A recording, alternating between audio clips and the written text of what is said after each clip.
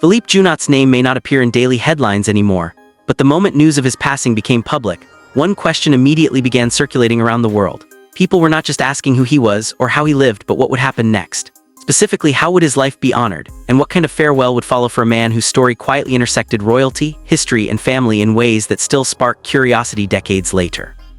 Interest has naturally turned toward his funeral, even as details remain elusive.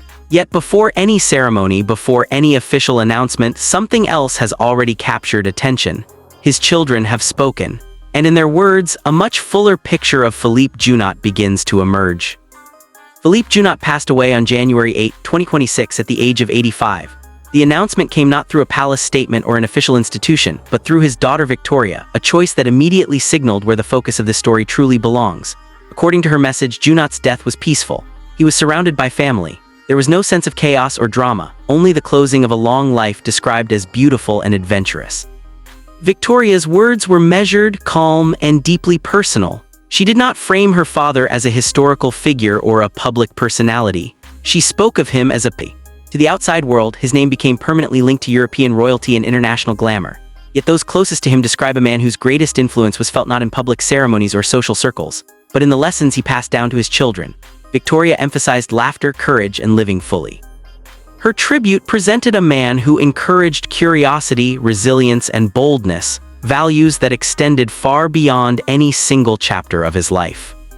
To understand why Philippe Junot's passing still draws attention today, it is impossible to ignore the role he played in one of the most closely watched royal relationships of the late 20th century. In 1977, Junot began a relationship with Princess Caroline of Monaco, the eldest child of Prince Rainier III and Princess Grace Kelly. Caroline was just 20 years old at the time. As a playboy, the age difference, combined with his lifestyle, immediately raised concerns within the royal family, particularly for Princess Grace. Those concerns were not subtle. The palace reportedly attempted to intervene, first by sending Caroline on a cultural tour to Ecuador, then by taking her to the remote Galapagos Islands. These efforts were meant to create distance, reduce media scrutiny, and discourage the relationship from progressing further. None of it worked. The relationship continued, fueled by strong personal connection and intense global interest. What might have remained a private matter instead became a public spectacle, watched closely by both admirers and critics of the monarchy. Their marriage took place in June 9. Dissolved the marriage legally, the Catholic Church did not grant an annulment until 1992. This delay had lasting consequences for Princess Caroline, particularly regarding her ability to remarry within the church. Her later marriage to Stefano Casiraghi in 1983, his tragic death in 1990, and her subsequent marriage to Prince Ernst August of Hanover in 1999 all unfolded against the backdrop of decisions and circumstances rooted in that first marriage. Philippe Junot was part of the opening chapter of a life shaped by public duty, personal loss, and historical expectation. After the divorce, Junot stepped away from royal scrutiny and built a life defined less by attention and more by family. In 1987, he married Nina Wendell Bolarson, with whom he had 3 children, Victoria, Isabel, and Alexis. Although the couple later separated in 1997, Junot maintained a close and consistent relationship with his children. In 2005, he welcomed another daughter, Clay, with Swedish model Hella Wendell. Through these relationships, his role evolved. He became less a figure of public fascination and more a central presence within his own family. Those who knew him personally described Philippe Junot as charismatic, cultured, and deeply curious about the world. He loved travel, conversation, and discovery. While early media coverage often focused on his reputation as a socialite, family accounts paint a different picture.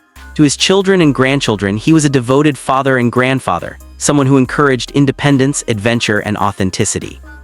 In many ways, his personal legacy was far richer than the simplified narratives that once followed him. This contrast becomes especially clear in the tributes shared by his children. Victoria's message did not attempt to correct public perception or rewrite history. Instead, it offered something far more intimate. She spoke of a man who taught through example, who believed in embracing life fully, and who found joy in shared experiences rather than public recognition. Her words emphasized connection over status, laughter over legacy, and presence over image. Through her tribute, Philippe Junot emerges not as a controversial figure, but as a guiding force within his family. Public reaction to his passing has reflected this shift in understanding. Unlike earlier decades, when coverage of his life might have focused on scandal or spectacle, recent attention has been largely respectful and reflective. Friends, family members, and observers have highlighted his intelligence, kindness, and commitment to those closest to him. The tone has changed, suggesting that time has softened judgment and allowed a more balanced narrative to take shape. As these reflections continue, interest has naturally turned toward his funeral.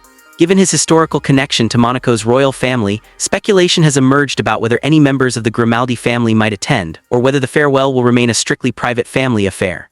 Royal funerals often carry symbolic weight, but Philippe Junot was not a reigning royal, nor an immediate member of the Grimaldi line. The family appears to be prioritizing personal reflection over public ceremony, aligning with Junot's preference for discretion in his later years. Victoria's announcement reinforced this perspective. She described her father as a gentleman whose influence extended beyond material success or social standing. His lessons focused on courage, curiosity, and laughter. These values, she suggested, are what truly endure. In this light, the absence of immediate public ceremony details feels intentional rather than incomplete. It reflects a family choosing remembrance over spectacle. Even decades after his marriage to Princess Caroline, Philippe Junot's story offers insight into how royal lives intersect with modern media and personal choice. The intense scrutiny surrounding their relationship set a precedent for how royal relationships would be covered in the years that followed. Junot navigated that attention with grace, eventually stepping away from the spotlight while maintaining strong family ties and pursuing his own interests. As of now, it is important to state clearly and respectfully that Philippe Junot's funeral has not yet taken place. No official date, location, or format has been announced. The family has asked for privacy during this time, and that request remains central to how this moment is being handled. While public curiosity is understandable, the emphasis remains on honoring his life rather than speculating about ceremony. When confirmed information regarding funeral arrangements becomes available, it will be shared appropriately. Until then, Philippe Junot is remembered not for how he will be laid to rest, but for how he lived and for the legacy carried forward by his children and grandchildren.